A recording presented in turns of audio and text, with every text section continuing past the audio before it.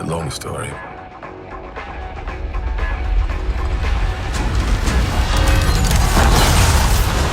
Thor must reclaim the power of thunder, assemble the Revengers, and sacrifice his home to save Asgard.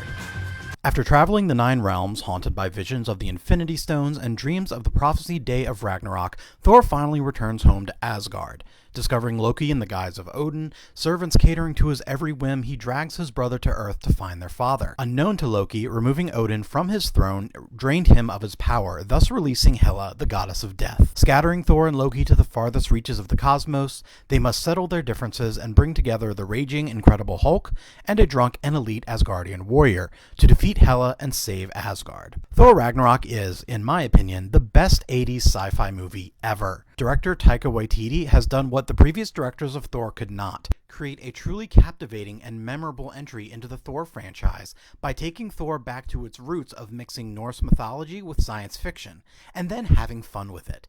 Embracing the retro feel of 1980s science fiction films like Krull, Waititi does away with the bland, melodramatic family tragedy of Thor and Thor Dark World and replaces it with bright colors, expertly timed slapstick comedy, and dialogue that keeps the audience laughing but also hits the serious moments when the time is right. Another advantage of Waititi's leadership is giving the characters the chance to have fun. Tom Hiddleston's Loki, the infamous god of mischief, has been most often portrayed as the misunderstood younger brother of Thor who seeks power and acceptance from his family. While still grasping at those motivations, for the first time Loki actually is mischievous. His first scene on Asgard is one of the most enjoyable Loki performances to date as he rests under the shadow of a giant statue of himself, watching a hysterical play starring Matt Damon about his fake death in Thor Dark World. The pranks only escalate from there as Loki begrudgingly works with Thor while also swapping who has the upper hand in the current situation. The film also serves as a strong comedic performance from Chris Hemsworth.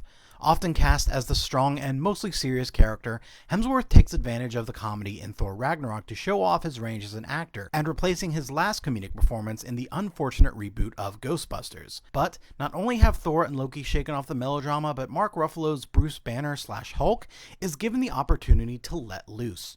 While the Hulk gets the bulk of the screen time, it's a Hulk we have yet to see in the MCU. A talking, fun-loving Hulk making friends with other angry fighters, even throwing a ball around and taking a bath. Seriously? There's Hulk butt. Finally, introducing the new character of Valkyrie, and possibly taking the place of the mysteriously absent Lady Sif, played by Jamie Alexander. Apparently a Thor movie can't have more than 2 strong female characters. Tessa Thompson shows off a new kind of Asgardian who isn't another god. A legendary Valkyrie warrior with her own tragic backstory, Valkyrie turns to drinking and fighting, giving a comedic performance to rival Hemsworth's. Thor Ragnarok is such a fun cinematic experience. With Waititi at the winged helm, Thor Ragnarok is without a doubt the strongest in the God of Thunder's franchise, as well as a great addition to the Marvel Cinematic Universe. While focusing on Thor's story, there are of course great connections to the greater universe, like Doctor Strange's brief involvement on Earth and a foreshadowing meeting in an after-credits scene. Waititi and Hemsworth deliver a fun sci-fi adventure for the mighty Thor. Also, Jeff Goldblum. Nuff said. What have you brought today? Tell me. A contender. He's a fighter. Yes! We know each other. He's a friend from work. We're the same, you and I. Just a couple of hot-headed fools. Yeah, same. Hulk like fire, Thor like water.